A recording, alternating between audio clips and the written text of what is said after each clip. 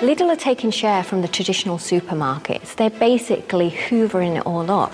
We're a savvy consumer, we're a smart consumer, and we're not looking back.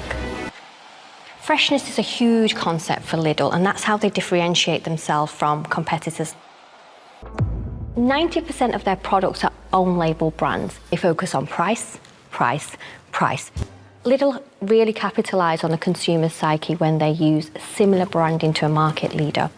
They can get away with it because they can use those market leaders as inspiration rather than imitation. Everything in a Lidl store is about efficiency, efficiency, efficiency.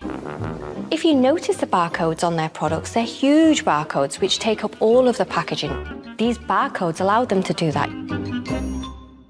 The consumer wants products that are made by farms in the UK, sourced from the agricultural heritage that we've got in the UK. And what better symbol to use than the Union Jack that brings everybody together? They're in Britain, for Britain. Loyalty cards are incredible in getting consumers to stay because what you're doing is rewarding them for purchases they would have made anyway. Lidl are taking share from the traditional supermarkets. They're basically hoovering it all up. Have you ever been in a supermarket where you're carrying a basket round and that basket's getting too heavy? The first thing it does, it stops you shopping. That smell of bread when you walk through that door, the warm smell, sugar, it gets the consumer enticed, but it creates an atmosphere for the consumer to buy because it makes you feel a little bit more hungry. If you went into the traditional supermarket stores, where do you automatically look? You look beneath it for the price. You wouldn't look above it. So automatically, when you look underneath it, that's the price that you think it's going to be. All of those purchases are calculated strategically for seasonal demand. What do they like? What do they have interest in? And when will they need the products? It's all strategic. And I'm thinking, I really need that. No, I don't need it. I want it.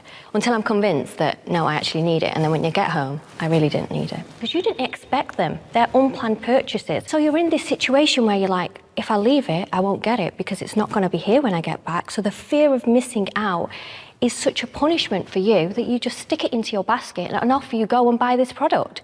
And when you get home, you really didn't need it. Now, adding an A-list celebrity to your products adds prestige, status, and elevates your brand. You're going to rocket those sales straight through the roof.